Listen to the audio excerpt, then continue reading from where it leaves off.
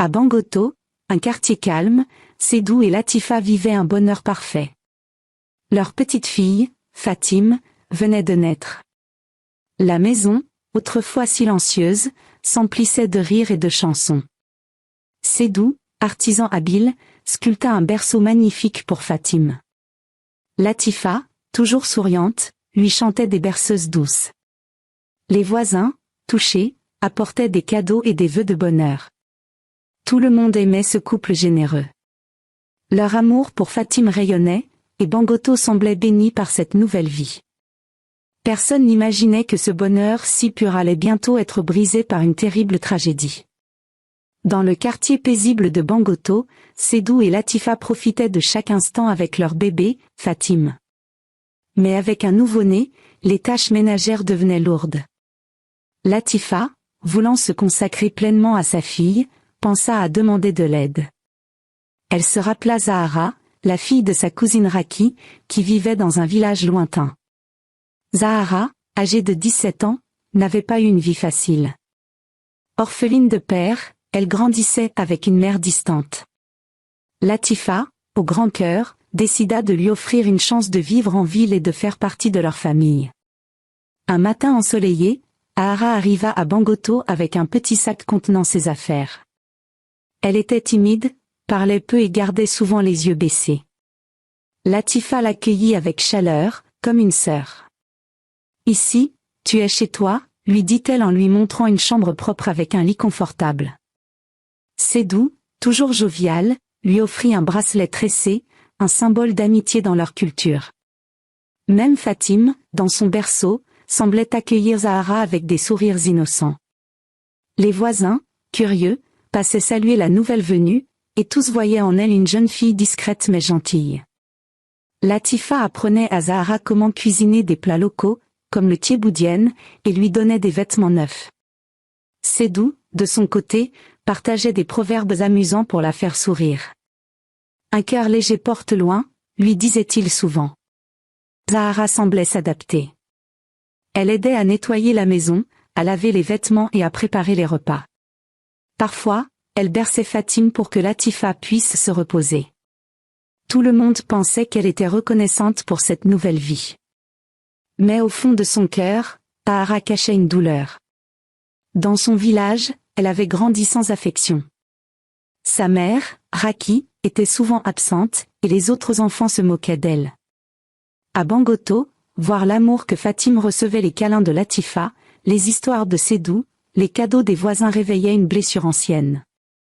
Elle se sentait invisible, comme si personne ne l'avait jamais aimée ainsi. Chaque sourire de Fatim, chaque mot doux de Latifa, creusait un vide dans son cœur. Zahara ne parlait jamais de ses sentiments. Elle gardait un visage neutre, hochait la tête et obéissait. Mais la nuit, seule dans sa chambre, elle repensait à son passé. « Pourquoi Fatim a tout ça et pas moi ?» murmurait-elle dans le noir. Ce murmure, au début faible, grandissait chaque jour. La jalousie, comme une plante toxique, prenait racine dans son esprit. Elle ne voulait pas faire de mal, mais une petite voix en elle commençait à imaginer des choses sombres. Zahara, sans le savoir, se tenait au bord d'un chemin dangereux, un chemin qui allait bientôt bouleverser la vie de toute la famille. Zahara vivait désormais à Bangoto, entourée par l'amour de Seydou et Latifa pour leur bébé, Fatim. En surface, elle semblait heureuse, aidant à la maison et souriant timidement. Mais à l'intérieur, une tempête grandissait. Zahara portait une douleur ancienne, un vide laissé par une enfance sans amour. Dans son village, elle avait grandi sans père, avec une mère, Raki, qui ne lui montrait jamais d'affection. Les autres enfants la rejetaient, la traitant de « fille sans rien ». Ses souvenirs la hantaient, et à Bangoto, il revenait plus fort que jamais. Chaque matin, Zahara voyait Latifa bercer Fatim avec tendresse, lui chantant des chansons douces. Seydou, le soir, racontait des histoires drôles au bébé, même si elle ne comprenait pas encore. Les voisins passaient souvent, apportant des jouets ou des vêtements pour Fatim, disant « Quel bébé chanceux !» Ces moments, pour Zahara, étaient comme des coups.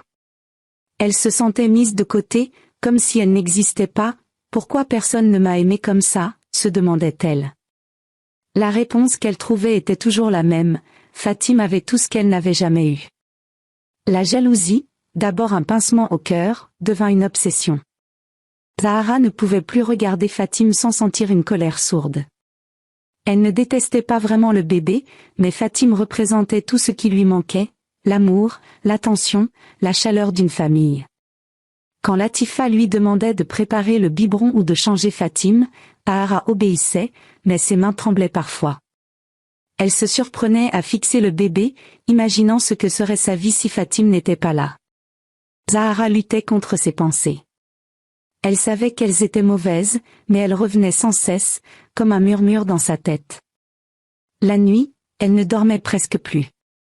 Elle restait assise sur son lit, repensant à son village, à sa mère qui ne la regardait jamais, à sa solitude. Si Fatim n'était pas là, est-ce qu'il m'aimerait plus? Cette idée, au début absurde, s'installait peu à peu. Elle se sentait coupable, mais la jalousie était plus forte que sa raison.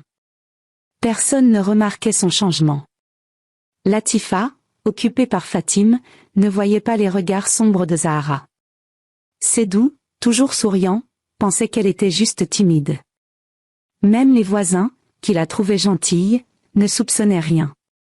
Zahara cachait bien son jeu, parlant peu et faisant son travail. Mais chaque jour, sa douleur grandissait, et avec elle, une idée terrible prenait forme. Elle ne voulait pas faire de mal, mais une part d'elle, consumée par la jalousie, commençait à croire qu'il n'y avait qu'un moyen de calmer sa souffrance. Ce chemin sombre allait bientôt la mener à un acte qu'elle ne pourrait jamais effacer. À Bangoto, la vie suivait son cours, mais pour Zahara, chaque jour était une lutte contre sa jalousie grandissante. Elle vivait avec Sédou, Latifa et leur bébé, Fatim, mais son cœur était lourd. L'amour que Fatim recevait, les câlins, les chansons, les sourires lui rappelaient tout ce qu'elle n'avait jamais eu. Cette douleur, qu'elle cachait derrière un visage calme, la rongeait.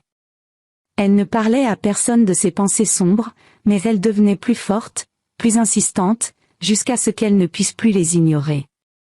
Un après-midi, tout changea. Latifa devait aller au marché pour acheter des légumes. Elle confia Fatim à Zahara, comme elle le faisait souvent. « Prépare son biberon, je reviens vite », dit-elle en souriant. Zahara hocha la tête, mais son cœur battait fort. Seule dans la maison, avec Fatim qui gazouillait dans son berceau, elle sentit une vague de colère l'envahir. « Pourquoi elle a tout ?» murmura-t-elle, les larmes aux yeux. C'était comme si une voix dans sa tête lui parlait, lui disant qu'elle ne serait jamais heureuse tant que Fatim serait là. Zahara connaissait un secret de son village. Là-bas, une vieille femme lui avait appris à préparer un poison artisanal, fait de plantes, pour éloigner les animaux nuisibles. Elle n'avait jamais pensé l'utiliser sur quelqu'un, mais ce jour-là, sa jalousie prit le dessus. Tremblante, elle sortit une petite fiole cachée dans son sac. Elle versa quelques gouttes dans le lait du biberon, mélangeant bien pour que rien ne se voie. Ses mains tremblaient, et une partie d'elle criait d'arrêter, mais elle ne s'écouta pas. Elle donna le biberon à Fatim, qui but avidement avant de s'endormir. Quand Latifa revint, elle trouva Fatim immobile dans son berceau. Elle cria, secouant doucement le bébé, mais il était trop tard. Sédou, alerté par les hurlements, accourut. La maison se remplit de voisins, tous choqués. Un médecin du quartier arriva, mais il ne put rien faire. « Mort subite », dit-il, la voix basse. Personne ne pensa à suspecter Zahara. Elle joua son rôle à la perfection, pleurant plus fort que tout le monde, serrant Latifa dans ses bras comme si elle partageait sa douleur. Les voisins la consolèrent, disant « Pauvre Zahara, tu aimais tant Fatim ». Mais la nuit, seule dans sa chambre, Zahara ne dormait pas. Elle revoyait le visage de Fatim, ses petits yeux fermés pour toujours. La culpabilité commençait à la ronger, mais elle se forçait à se taire. Elle avait voulu calmer sa jalousie, mais au lieu de cela, elle avait commis un acte horrible. Ce qu'elle ne savait pas, c'est que cet acte allait bientôt revenir la hanter, d'une manière qu'elle n'aurait jamais imaginée. La mort de Fatim plongea Bangoto dans une tristesse profonde. Pour Latifa, la perte de son bébé était une douleur insupportable. Elle, qui rayonnait de joie, devint l'ombre d'elle-même. Ses yeux, autrefois pleins de vie, étaient maintenant rouges de larmes. Elle passait ses journées assise près du berceau vide de Fatime, tenant un petit jouet ou une couverture, comme si elle pouvait encore sentir sa fille. Elle ne mangeait presque plus, refusant les plats que les voisins apportaient. Ses mots étaient rares, et quand elle parlait, c'était pour murmurer le nom de Fatime. Sédou, lui aussi brisé, faisait de son mieux pour rester fort. Il pleurait en silence la nuit, mais le jour, il essayait de soutenir Latifa. Il lui parlait doucement, lui rappelant qu'il devait continuer à vivre. Mais Latifa secouait la tête, disant, sans Fatime, il n'y a plus de sens. Sédou, désemparé, se sentait impuissant face à tant de chagrin. Il continuait son travail d'artisan, mais ses mains tremblaient souvent, et ses créations perdaient leur éclat. La maison, autrefois remplie de rires, était maintenant silencieuse, comme un tombeau. Les voisins de Bangoto, touchés par la tragédie, venaient tous les jours. Il apportait du riz, des fruits ou des prières, espérant réconforter le couple. Une vieille femme, Aïssata, restait parfois des heures avec Latifa, lui tenant la main en silence. Mais rien ne semblait ramener Latifa à la vie. Elle s'enfonçait dans une dépression profonde, incapable de trouver un sens à ce qui s'était passé. Pourquoi elle, demandait-elle souvent, sans attendre de réponse. Personne ne savait quoi dire. Zahara, pendant ce temps, jouait son rôle de nièce dévouée. Elle préparait les repas, nettoyait la maison et aidait Sédou à répondre aux visiteurs. Aux yeux de tous, elle était une jeune fille triste, touchée par la perte de Fatime. Elle pleurait souvent en public, disant combien le bébé lui manquait. Les voisins la prenaient dans leurs bras, disant « Tu es courageuse, Zahara ». Mais derrière ce masque, elle luttait. Chaque regard de Latifa, chaque larme de Sédou, lui rappelait son crime. La nuit, elle faisait des cauchemars où Fatime la fixait sans rien dire. Zahara essayait de se convaincre qu'elle avait fait ce qu'il fallait pour apaiser sa jalousie. Mais la culpabilité grandissait, comme un poids sur sa poitrine. Elle évitait le berceau de Fatime, car elle avait l'impression que quelque chose l'observait. Elle se forçait à sourire, à parler, à agir normalement, mais au fond, elle avait peur. Peur que quelqu'un découvre la vérité, peur de ce qu'elle était devenue. Ce qu'elle ignorait, c'est que la vérité n'allait pas rester cachée longtemps, et que des forces mystérieuses allaient bientôt la pousser à affronter son passé. 2 semaines après la mort de Fatime, la maison de Sédou et Latifa à Bangoto devint le théâtre d'événements étranges. La nuit, des pleurs de bébé résonnaient dans les pièces, clairs et déchirants, comme si Fatime était encore là. Latifa, réveillée en sursaut, courait vers le berceau, mais il était vide. Sédou, d'abord sceptique, finit par entendre ses pleurs lui aussi. Les voisins, alertés, disaient que c'était peut-être le vent, mais au fond, ils avaient peur. Bangoto, un quartier si calme, semblait maintenant habité par quelque chose d'invisible. D'autres signes apparurent. Les jouets de Fatime, rangés dans une boîte au fond de la maison, se retrouvaient au milieu du salon le matin. Une petite balle colorée roulait toute seule sur le sol. Latifa, terrifiée, refusait de toucher ces objets, disant « C'est ma Fatime, elle veut me parler ». Sédou, inquiet, brûlait de l'encens pour apaiser les esprits, comme le faisaient ses ancêtres. Mais les phénomènes continuaient.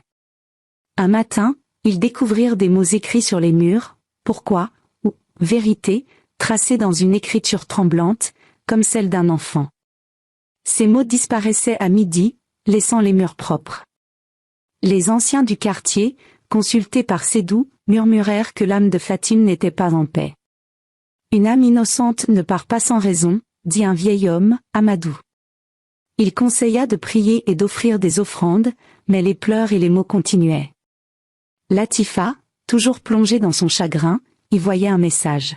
« Ma fille veut justice », disait-elle, les yeux fixés sur le vide. Sédou, partagé entre la peur et le doute, commençait à croire que quelque chose de grave se cachait derrière la mort de Fatime. Zahara, elle, vivait un cauchemar éveillé. Chaque pleur, chaque jouet déplacé, chaque mot sur le mur lui donnait des frissons. Elle savait, au fond d'elle, que ces signes étaient liés à son crime. La nuit, elle fermait sa porte à clé, mais elle sentait une présence dans sa chambre. Parfois, elle voyait une ombre légère, comme une petite silhouette, près de son lit. Elle sursautait, allumait la lumière, mais il n'y avait rien. Ses cauchemars étaient pires. Fatime, avec ses grands yeux tristes, la regardait sans parler, comme si elle attendait quelque chose. Zahara ne dormait presque plus. Elle maigrissait, ses mains tremblaient, et elle évitait de croiser le regard de Latifa. Les voisins pensaient qu'elle était juste triste, mais la vérité était qu'elle avait peur.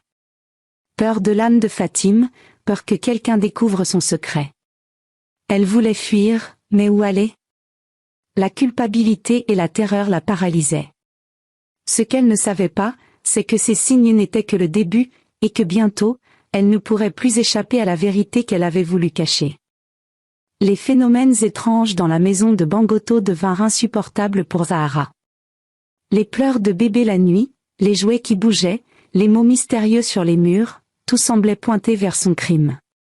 Chaque soir, elle voyait le fantôme de Fatime dans ses rêves, une petite silhouette lumineuse aux yeux tristes qui murmurait son nom.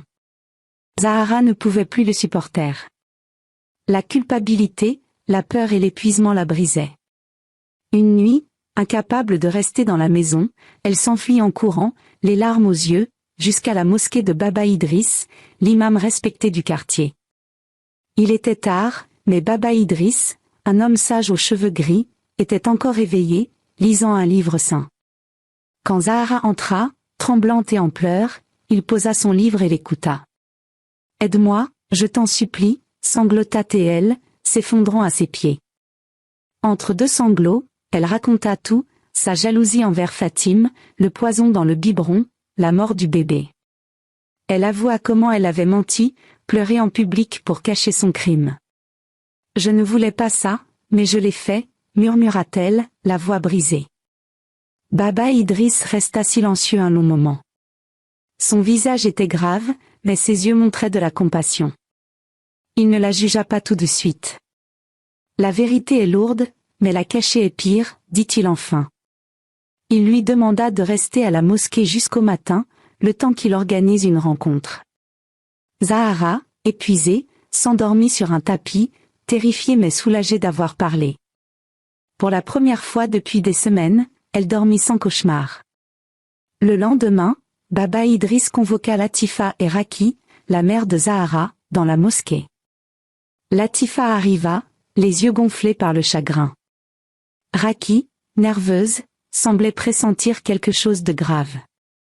Devant elle, Zahara, agenouillée, répéta son aveu. « J'ai empoisonné Fatime », dit-elle, la voix tremblante. « J'étais jalouse, je n'ai jamais eu d'amour comme elle. Je ne supportais plus de la voir si aimée. » Ses larmes coulaient, et elle n'osait pas lever les yeux. Latifa, en entendant ces mots, sentit son cœur se déchirer. Elle cria, pleura, et voulut s'approcher de Zahara, mais Baba Idriss la retint doucement. Raki, choquée, cacha son visage dans ses mains, murmurant « Ma fille, qu'as-tu fait ?» L'atmosphère était lourde, pleine de douleur et de colère. Baba Idriss parla alors, d'une voix calme mais ferme. « Zahara a commis un acte terrible, mais elle a choisi de dire la vérité. Maintenant, il faut chercher la paix, pour Fatime et pour vous tous. » Il proposa que Zahara fasse un acte de repentance, mais il ne précisa pas encore quoi. Latifa, submergée, quitta la mosquée en silence. Zahara, toujours à genoux, savait que son chemin vers le pardon serait long et difficile. Dans la petite mosquée de Baba Idriss à Bangoto, l'aveu de Zahara avait tout bouleversé. Agenouillée devant Latifa et sa mère Raki, elle venait d'avouer son crime, elle avait empoisonné Fatime par jalousie. Ces mots, tremblants et pleins de larmes, résonnaient dans la pièce silencieuse. Latifa, dévastée, sentit une douleur plus grande encore que celle de la perte de sa fille.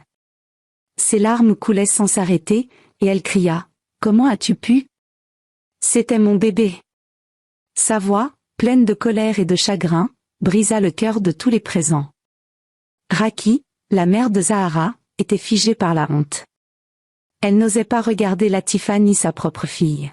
« Que ai-je fait pour élever une enfant capable de ça ?» murmura-t-elle, cachant son visage dans ses mains.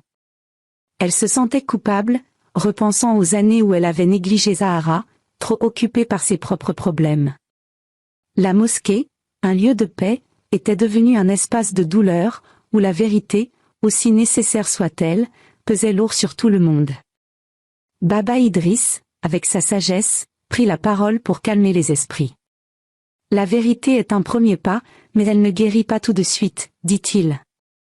Il regarda Zahara, toujours à genoux, et lui demanda, « Es-tu prête à réparer, même un peu, le mal que tu as fait ?»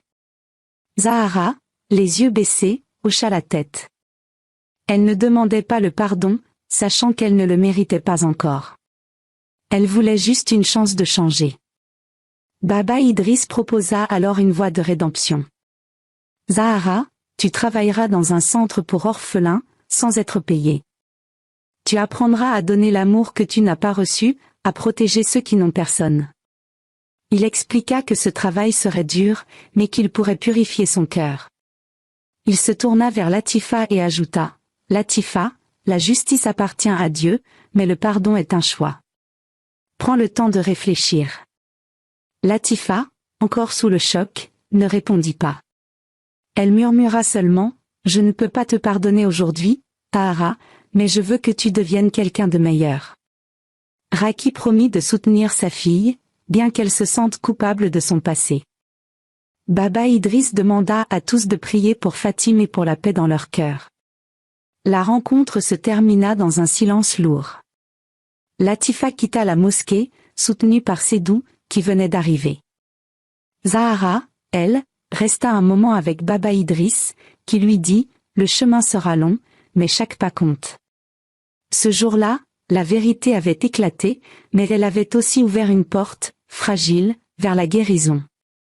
Pour Zahara, c'était le début d'une nouvelle épreuve, celle de se racheter. Après sa confession, Zahara commença son chemin de rédemption à Bangoto. Baba Idriss l'avait envoyée dans un centre pour orphelins, un endroit simple mais plein de vie, où des enfants sans famille trouvaient refuge. Au début, Zahara y alla à contre-cœur. Elle se sentait encore coupable, hantée par le souvenir de Fatim et par les larmes de Latifa. Les premiers jours, elle restait en retrait, nettoyant les sols ou lavant les vêtements, évitant les regards des enfants. Elle avait peur qu'ils voient le monstre qu'elle pensait être. Mais les enfants, avec leur innocence, changèrent tout. Un petit garçon, Moussa, lui prit la main un jour et demanda, « Tu peux me lire une histoire ?» Zahara, surprise, accepta. Elle s'assit avec lui et lut un conte sur un lion courageux. Les autres enfants se rapprochèrent, curieux, et bientôt, elle se retrouva entourée de visages souriants. Pour la première fois, elle sentit une chaleur dans son cœur, quelque chose qu'elle n'avait jamais connu. Les enfants ne la jugeaient pas, ils voulaient juste son attention. Peu à peu, Zahara s'ouvrit. Elle apprit à soigner les petites blessures, à tresser les cheveux des filles, à jouer au ballon avec les garçons. Elle leur racontait des histoires, imitant les voix des personnages pour les faire rire. Les éducateurs du centre remarquèrent son changement. « Tu as un don avec eux ?» lui dit une femme, Amina. Zahara rougissait, mais ces mots lui donnaient de l'espoir. Elle commença à comprendre ce que Baba Idriss voulait dire, donner de l'amour pouvait guérir son cœur. Un soir, un bébé du centre, une petite fille nommée Awa, tomba gravement malade. Elle avait de la fièvre et pleurait faiblement. Les éducateurs, inquiets, attendaient un médecin, mais Zahara ne pouvait pas rester immobile. Elle s'assit près d'Awa, lui caressant doucement la main, et pria de tout son cœur. « S'il te plaît, ne la prends pas, » murmura-t-elle, pensant à Fatim. Cette nuit-là, quelque chose d'extraordinaire se produisit. Dans un rêve, le fantôme de Fatim lui apparut, calme et lumineux. « Je t'ai pardonné, mais protège les autres, » dit la voix douce de l'enfant. Zahara se réveilla en pleurs, mais pour la première fois, c'étaient des larmes de paix. Awa, miraculeusement, allait mieux le lendemain. Zahara comprit que ce moment était un tournant. Elle jura de consacrer sa vie aux enfants, non seulement pour se racheter, mais parce qu'elle les aimait vraiment. Elle devint une figure aimante au centre, toujours là pour écouter, consoler ou jouer. Les enfants l'appelaient « Grande sœur Zahara ». Son cœur, autrefois rempli de jalousie, débordait maintenant d'amour. Ce chemin de rédemption, difficile mais sincère, lui montrait qu'elle pouvait changer, et que l'espoir était possible, même après le pire des actes. À Bangoto, l'histoire de Zahara, Fatim, Latifa et Sédou prit une nouvelle tournure. Zahara, transformée par son travail au centre pour orphelins, devint une éducatrice aimée. Les enfants qu'elle aidait lui donnaient un but, et elle se consacrait à eux avec une passion qu'elle n'avait jamais connue. Elle leur apprenait à lire, à chanter, et leur offrait l'amour qu'elle n'avait pas reçu enfant. Les gens de Bangoto, qui connaissaient son passé, commencèrent à la respecter. Elle a changé, disait-il, admirant son courage de se racheter. Latifa, de son côté, entamait un long chemin de guérison. La perte de Fatim laissait une cicatrice, mais l'aveu de Zahara et son changement lui apportaient un peu de paix. Avec Sédou, elle décida de transformer sa douleur en quelque chose de positif. Ils créèrent la Fondation Fatim, une organisation pour éduquer les familles sur la protection des enfants. La fondation organisait des ateliers dans les quartiers et les villages, enseignant comment repérer la jalousie destructrice et protéger les plus vulnérables. Latifa, en parlant aux autres, retrouvait lentement sa force. L'histoire de Bangoto se répandit au-delà du quartier. Les griots, ces conteurs traditionnels, la chantaient dans les marchés et les cérémonies. Les enseignants l'utilisaient dans les écoles pour parler de l'amour, de la justice et du pardon. Elle devint une parabole, une leçon de vie répétée dans tout le pays. Les gens disaient, la jalousie peut tuer, mais la vérité ouvre la porte à la paix. L'innocence de Fatim, même dans la mort, avait touché des milliers de cœurs, rappelant à tous que l'amour d'un enfant est sacré. Zahara, elle, ne cherchait pas la gloire. Elle vivait simplement, entourée des enfants qu'elle protégeait. Chaque sourire, chaque câlin lui rappelait les mots de Fatim dans son rêve, « Protège les autres ». Elle honorait cette promesse chaque jour, devenant un modèle pour ceux qui croyaient en la rédemption. Même Raki, sa mère, retrouva un lien avec elle, admirant la femme que sa fille était devenue. Leur relation, autrefois brisée, se reconstruisait doucement.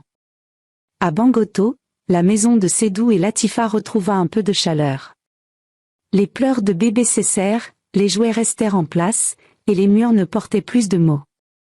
C'était comme si l'âme de Fatim, enfin apaisée, veillait sur eux. Le quartier, marqué par cette histoire, devint un symbole d'espoir. On y racontait encore, des années plus tard, comment une tragédie avait donné naissance à une leçon éternelle, la jalousie détruit, mais l'amour, la vérité et le pardon peuvent tout reconstruire.